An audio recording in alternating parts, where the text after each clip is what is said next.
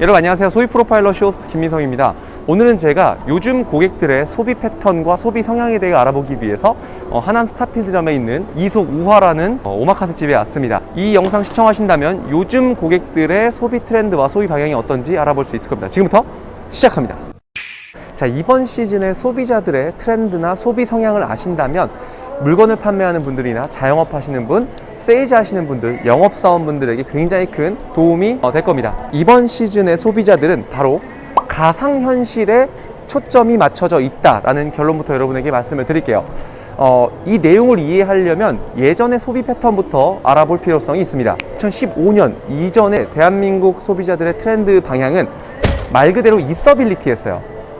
이게 역사가 어떻건 얼마짜리건 다 필요 없고 그냥 있어 보이고 싶은 소비적인 성향이 굉장히 컸습니다. 대한민국이 어떤 나라죠? 바로 이미테이션과 레플리카가 굉장히 많이 수요되는 나라라고 할 수 있습니다. 예전에 아마 프라다 짝퉁백이나 아니면은 이미테이션 가방을 한 번이라도 안 사본 사람이 없을 거예요. 그 정도로 대한민국의 소비 패턴은 내가 없더라도 더 있어 보이고 싶은 그런 있어빌리티의 소비자의 성향이 컸다는 거죠. 자, 그런데 이제 우리나라도 선진 소비 문화가 들어오기 시작합니다. 대략 2015년을 기준으로 있어빌리티가 아니고 실용주의를 받아들이기 시작을 해요. 아메리칸 럭셔리라고 하면 유럽의 화려함이나 멋스러움은 없지만 나에게 맞는 실용적인 합리적인 소비를 가져가는 걸 아메리칸 럭셔리라고 합니다. 대한민국의 소비 패턴도 그 아메리칸 럭셔리를 받아들였다라고 보시면 좋은데, 좋은 예로 2015년 이후에 부동산 전월세 값을 알아본다고 하면 예전에는 곧 죽어도 무조건 강남, 압구정, 청담에 반지하를 살더라도 거기 살아야 된다라는 말이 있었어요. 예를 든 겁니다. 근데 2015년이나 2016년을 기점으로 어떤 게 바뀌냐면 똑같은 돈으로 넓고 출퇴근이 비교적 용이한 곳에서 살자라는 소비 패턴이 많이 검증이 됩니다. 예로 사당동이나 낙성대, 서울대 입구역, 그리고 평촌이나 혹은 인덕원, 소위 말하는 수도권으로 진입이 편한 곳들의 전월세 값이 굉장히 폭등을 하는데요. 그 이유가 그만큼 이제는 어느 곳에 있다, 나 강남에 산다, 이것도 너무 좋지만 나는 합리적인 소비가 훨씬 좋다, 라는 소비의 방향성이 바뀐다라는 어느 정도의 신호일 수 있을 겁니다. 자, 그렇다면 현대에 들어온 2022년 지금 이 시점의 고객들의 니즈, 그러니까 소비자들의 패턴이 어떤지 지금부터 설명을 해드리겠습니다. 결론부터 말씀드리면 혼종이 탄생을 해요. 일상생활에는 이제 좀 경제적인 활동이 힘들고 경제 침체기가 길어지다 보니까 평소에는 그냥 저렴한 거로 때워서 먹고 저렴하게 그냥 있고 저렴하게 즐기고 있다가 뭐 한 달에 한 번이나 생일에 한 번씩 정말 말도 안 되게 비싼 소비를 하게 됩니다. 이게 바로 소비의 격차가 굉장히 벌어지고 있는 현상이 일어나는데요. 여러분 어떠신가요? 어설프게 영화관 갈 바에는 그냥 OTT 서비스로 영화 그냥 보고 유튜브로 보고 다시 보기로 본 다음에 1년에 한 번, 뭐 분기에 한 번, 반기에 한 번 가끔 이렇게 골드 클래스나 SNS에 올릴 수 있는 럭셔리한 곳을 한 번씩 가죠. 여기서의 포인트가 뭐냐면 이제 소비자들의 삶은 오프라인과 온라인으로 급격하게 나뉜다라는 겁니다. 정리를 해드리면 고객들은 오프라인 삶에서는 굉장히 합리적인 소비를 해요. 그리고 온라인 소비에서는 굉장히 과한 소비를 합니다.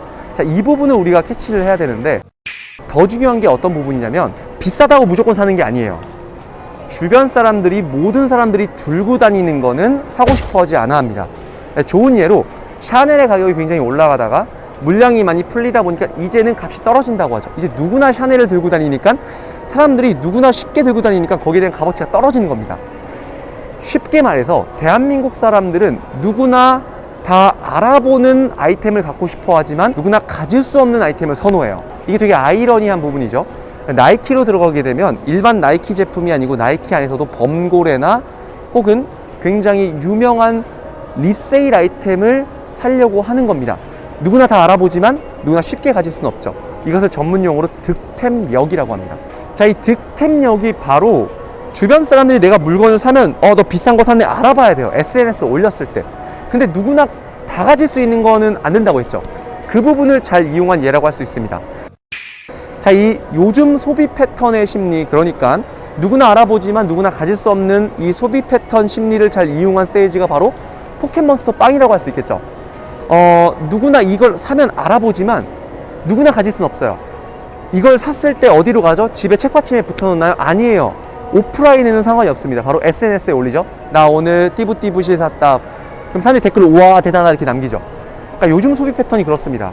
거듭 강조하지만 오프라인 생활과 온라인 생활이 명확하게 나뉜다. 굉장히 저렴하고 합리적인 브랜드와 굉장히 하이엔드 브랜드, 극단적으로 나뉜다라는 겁니다. 여기서 가장 애매한 포지션이 바로 중간에 있는 애매한 포지션의 브랜드는 매출이 올라가고 있지 않다라는 거죠. 저도 오늘 갔던 곳이 바로 오마카세 집이죠, 여러분. 오마카세 집에 가면은 이 부분 되게 놀라요. 맛도 맛있지만 일단 예약이 굉장히 힘들어요. 돈 있다고 아무나 갈 수 없습니다.